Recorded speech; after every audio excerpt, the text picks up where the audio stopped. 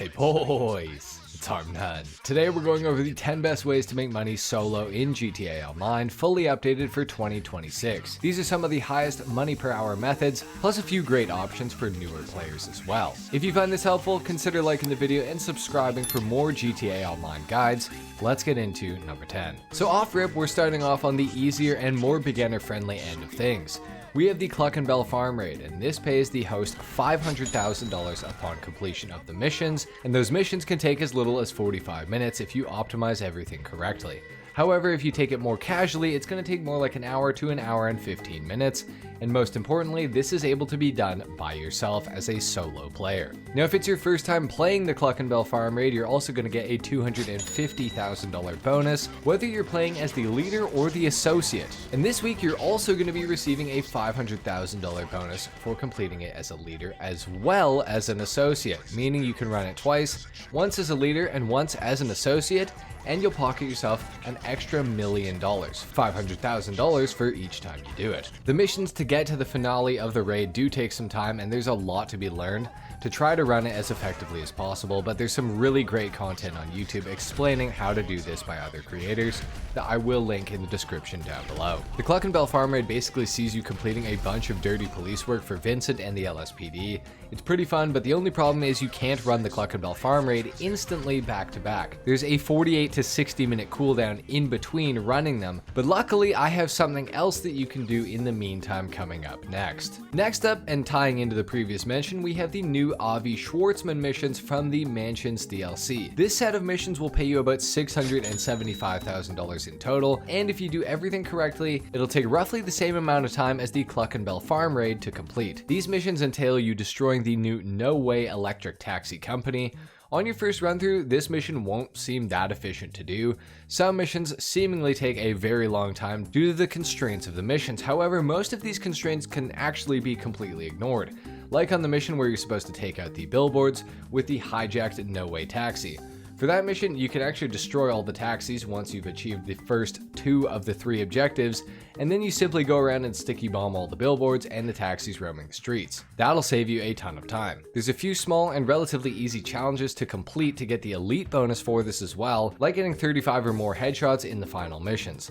Now, doing all of this is worth it because it adds to the already good total amount you're going to make from doing these missions. They are repeatable as well, however, the same as the Cluck and Bell Farm Raid, they have roughly a 1 hour cooldown on them as well. But you should be able to run the Avi Schwartzman missions and the Cluck and Bell Farm Raid back to back to back to back to back and make a bunch of money doing so. And if you have a little bit of downtime, just doing some business stuff in between is always a good idea. And speaking of business stuff, let's go ahead and talk about the next best way to make money. So next up, I've selected the MC businesses. Now, a lot of people are going to hear that and instantly be like, what is this guy talking about? But I promise you, what I'm about to say will be worth listening to.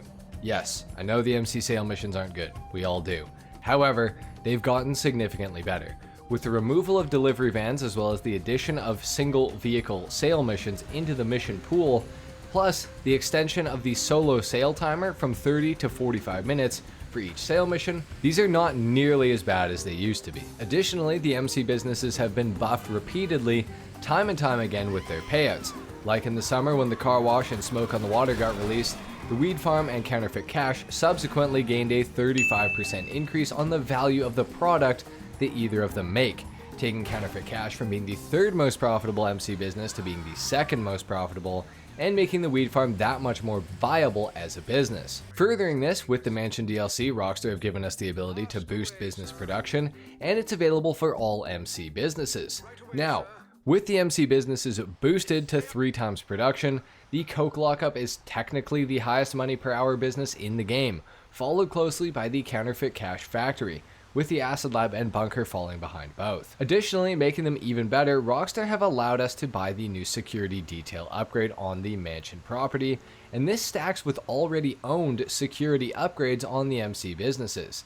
If you have security upgrades on your businesses and you have the security detail upgrade for your mansion, you will no longer get raided ever again in the MC businesses. That means you can register as an MC president without fear of having to go off to one of your random businesses to defend it from a raid, just to beat that raid and instantly go and have to do another raid defense. So registering as an MC is a lot better now. Now don't get me wrong, document forgery is still trash, and you should never even consider doing it or purchasing it. But the rest of the MC businesses heading into 2026 are actually starting to look pretty sharp to make money with. Now I get if you don't want to use them still, but at least now you're aware that they are significantly better than they previously were, and I do really highly recommend giving them a shot if you haven't for a while. Next up, we have the Hangar. Now the Hangar is a business that historically I haven't given much love or attention to, and at one time in history this was for good reason. Until a couple of years ago, the Hangar was truly one of the worst businesses in all of GTA Online. Air freight cargo crates were worth $10,000 a piece, and the missions to get them took between 10 and 30 minutes each. It was ridiculous, and on top of that, you needed to complete an absurd amount of them to unlock the trade prices for all the aircraft that came out in the Smuggler's Run update alongside the Hangar. It was crazy. However, a few years back in 2022's Criminal Enterprises update, Rockstar made the Hangar business significantly better. Although it still isn't the most time-efficient business, particularly for solo players because of the long cooldowns in between sourcing cargo particularly. So, what did they do? Well, they tripled the default value of air freight cargo to $30,000 for each crate. Then they added a bonus for how much of one type of cargo you're holding, with the best being narcotics, medical supplies, or chemicals. Any of these, after 25 crates held, get a 35% boost in their value, and if you have all 50 slots filled with the same type of, let's just say, chemicals, it'll get a 70% boost in value. This is awesome, and it does incentivize pretty heavily to just source one type of cargo. Now the problem with this is that there's a 5-minute cooldown between the sourcing missions, which kind of makes it more worth it to source 2 different types, up to 25 crates, sell one, and then get the other one all the way up to 50. However, there is a way to skip the cooldown on these, and that's by going to story mode and then coming back into online. But you didn't hear that from me, and Rockstar definitely doesn't need to know about it, so please don't say anything. Additionally, we've also had Higgins Heli Tours added into the game, and for owning that business, regardless of heat level by the way, you will get a permanent 10% bonus on air freight cargo crates. So, an extra 10%? Not too bad. Now, additionally to the value changes for air freight cargo, they added the ability to run your hangar business via land missions instead of just air.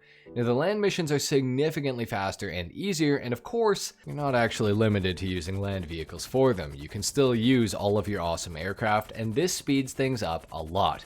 This also means that selling your air freight cargo you can do by land as well, and those land-based sale missions are significantly easier and faster as well. The hangar also, of course, is where you're going to store any personal aircraft in GTA Online, and some aircraft require you to own a hangar to even purchase them in the first place, like the FH-1 Hunter, Akulo, and F-160 Raiju, for example. So heading into 2026, it's definitely worth owning a hangar, and now I am very happy to report, after having to rag on this business for so long just a few years ago, that it's actually worth running now. So give the hangar a shot if you never have, and if you've been given the hangar a shot, props to you. Next up, at number 6, we have the bunker. Now, if you want to be an arms dealer, the bunker is going to be the business that you'll desperately want to get into if you're not into it already. This business operates very similarly to the aforementioned MC businesses, but with significantly better sale missions and a potential higher total payout when selling, depending on how you go about it. Now, before we get into anything more about the bunker, we should talk about the best locations, which is always a hot topic with the bunker. There's basically 2 that are worth owning, but one of them is better than the other, and I will tell you why. Now, the Chumash bunker and the Farmhouse bunker are the only 2 worth having. These are the 2 locations, southernmost and closest to Los Santos, where you'll be selling all of your goods to.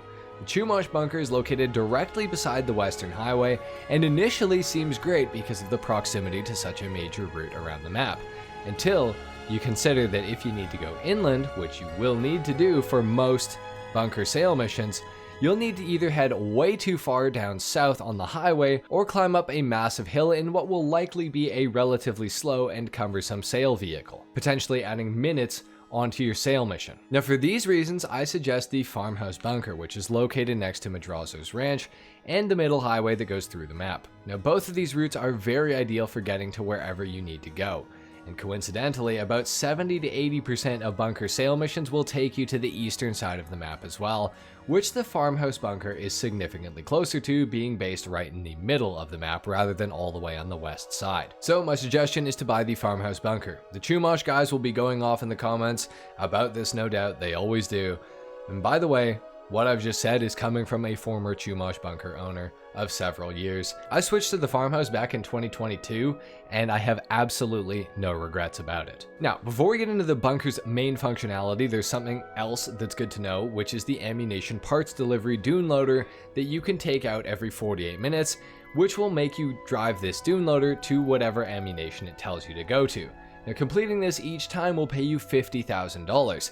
But the best part about this is that you can actually pick up the dune loader with the DH7 Iron Mule if you own one, meaning you can make deliveries in significantly less time than you could without it, especially the remote ammunitions like the one in Cypress Flats down south, or the one way up north in Paleto Bay. Now, for the main function of the bunker, we have the production and sale of weapons. This operates, like I said, similarly to the MC businesses, in that you purchase or gather supplies and your staff turn it into products that you can sell. Now, with this business, there are a couple of key things to note. 1. In the computer in the bunker, make sure that all of your staff are set to manufacturing.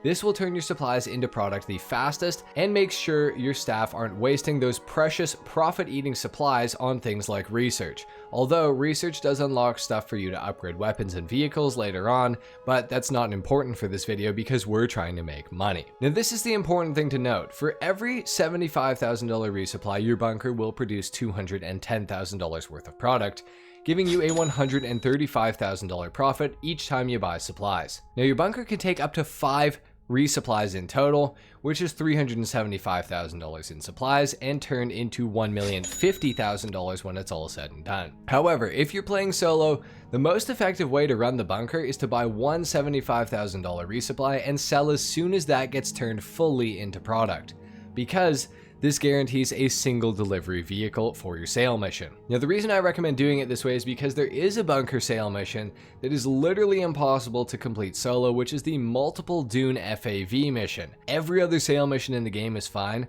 but you will just simply fail the Dune FAV one solo.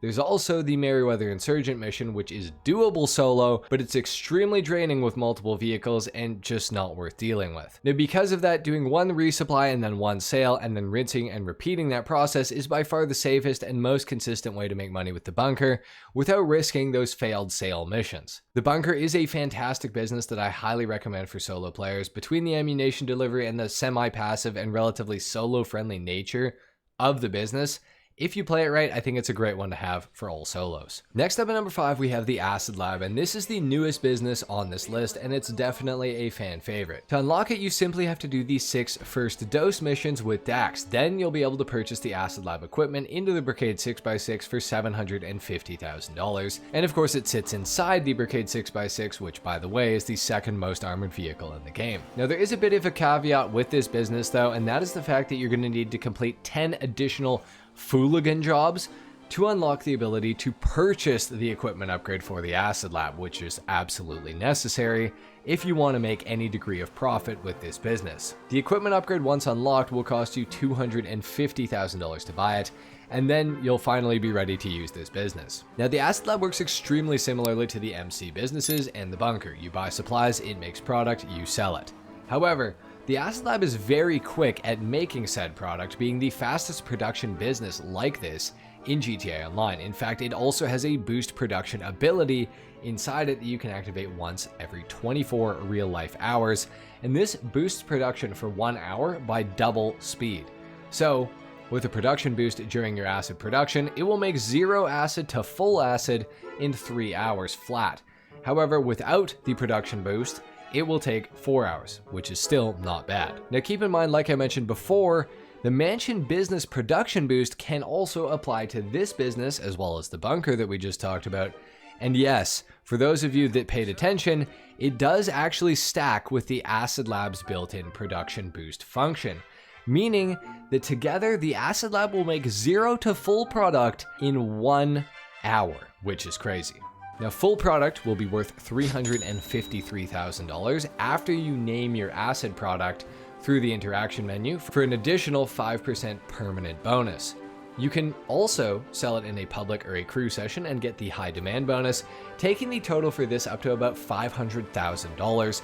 And considering that the Mansion Production Boost and the Acid Labs boost itself Stack, that's $500,000 in 1 hour, guys. Now, when it comes to selling the acid product, luckily this business is also super solo friendly, and it has one single delivery vehicle, and it's the same every time, and that's the Acid Lab delivery bike, which is also upgradable, so you can make it as fast as possible as well. Now, this delivery bike is based on the Maibatsu Manchez Scout, and once upgraded, it's a pretty fast way to get around. Some Acid Lab missions suck more than others, but all of them are easily doable in less than the 20-minute timer it gives you to complete each of them. Considering this business costs a total of $1 million, it is pretty excellent for newer players in particular, but it can also be a great addition on top of what veteran players already have for businesses. Next up, at number 4, we have the agency. Through the agency business, there are multiple different ways to make money, the main attraction being the Dr. Dre contract, and this operates similarly to a heist, but instead of a traditional setup mission, it will be several precursors to the final act,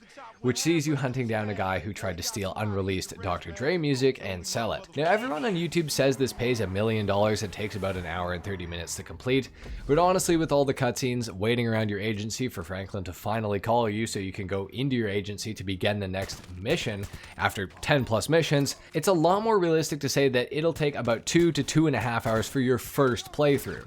However, what everyone also fails to mention about that first playthrough is that it actually pays more like $1.6 million the first time you do it, thanks a lot to the rewards you'll receive after you complete each mission.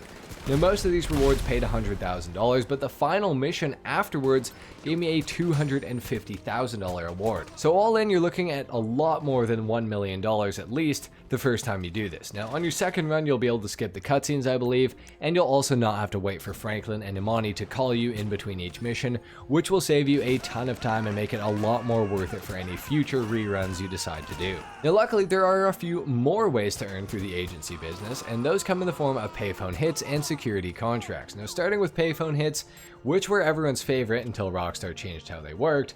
Now, these used to be 15 minutes in between doing them, but they would pay $85,000 upon completion. However, now they pay $45,000, but there's only a 5-minute cooldown instead of a 15-minute cooldown. So technically you can get more money per hour, but your time spent in the missions is less efficient because you're getting less money than you would have previously. Now, next up, we also have security contracts. These are a personal favorite of mine. These short missions pay you between $35,000 to $80,000 for completing each one, and they range in difficulty and length, with vehicle recovery and asset protection being the longest and honestly least effective ways to make money with these.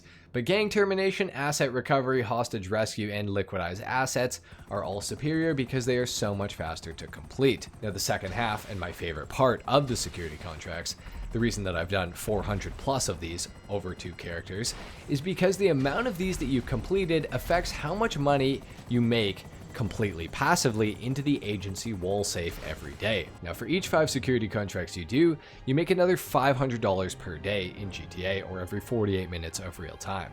Now, this maxes out at 201 contracts completed, which will give you $20,000 every single day in GTA Online.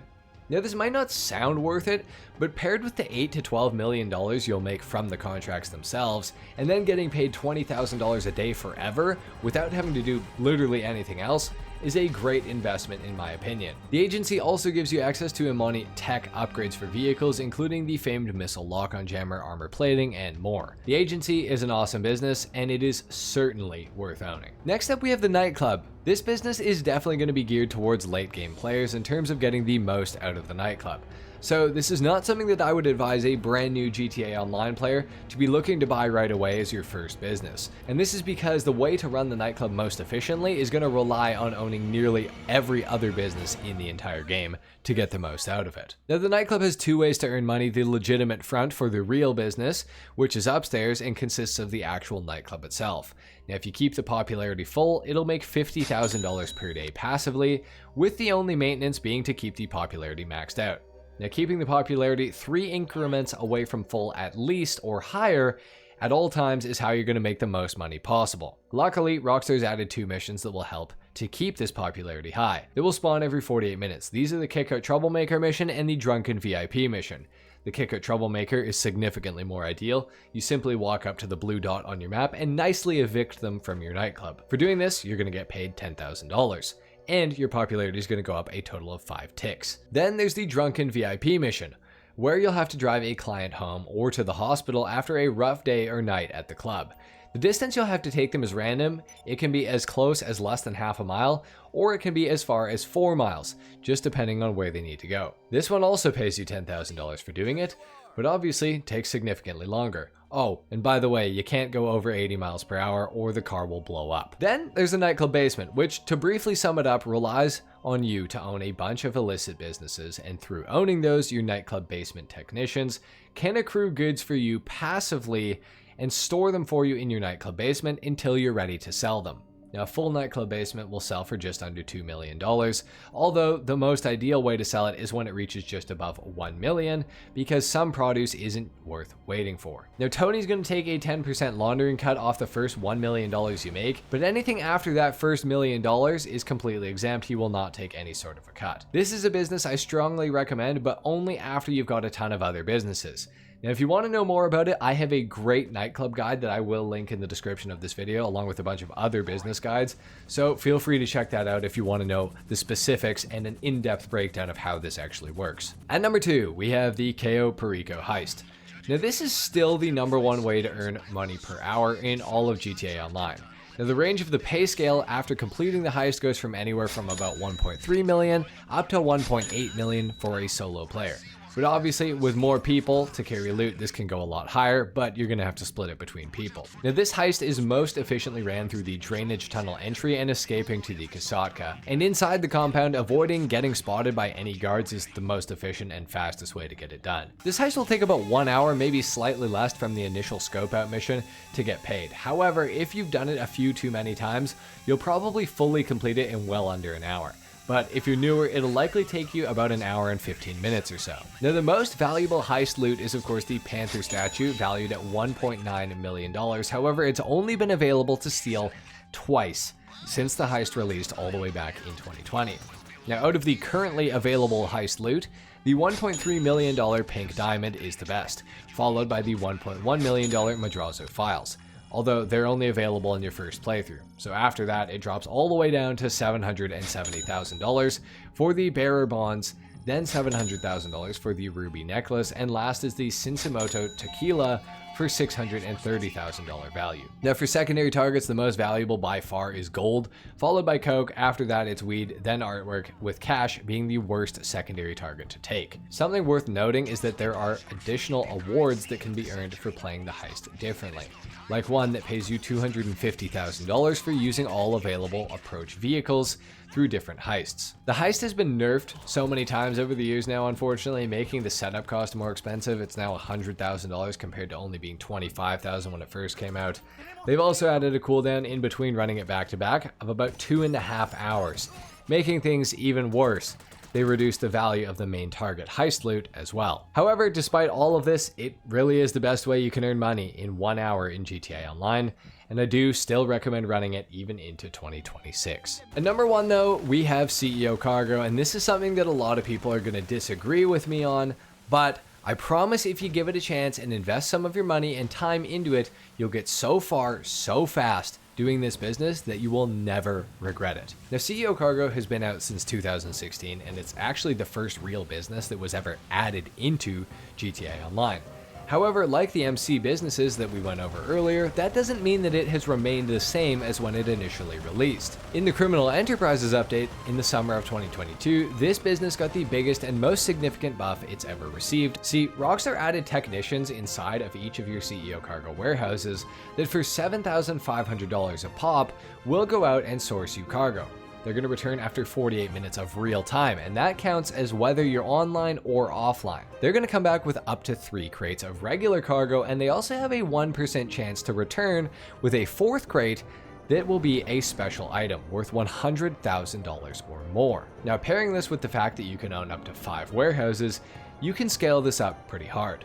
Now, with the Mansions DLC, Rockstar also gave GTA Plus members the ability to send out warehouse technicians from their phones, so it's even more efficient. And if I was ever going to consider getting GTA Plus, this is the only thing that would make me even consider it. However, through the new mansions, you can also fast travel to each of the warehouses too, allowing you to go to them pretty quickly by swapping sessions once a technician has been tasked with sourcing, then rinse and repeat this, teleport to each warehouse, switch sessions, do that over and over again until you're done. Now, to source manually with an Oppressor Mark II, it typically takes me about 2 minutes and 30 seconds to hit all 5 of my large warehouses, and I will do this multiple times a day when I'm online, and I can usually fill my warehouses entirely within a 3-week time span. So what does that translate to money-wise? Well, once sold, that will turn into $11,100,000. However, this isn't considering the fact that if you sell in a crew session or a public session and get the high demand bonus, that the total amount of money every 3 weeks from this is $16,650,000. In case you're wondering,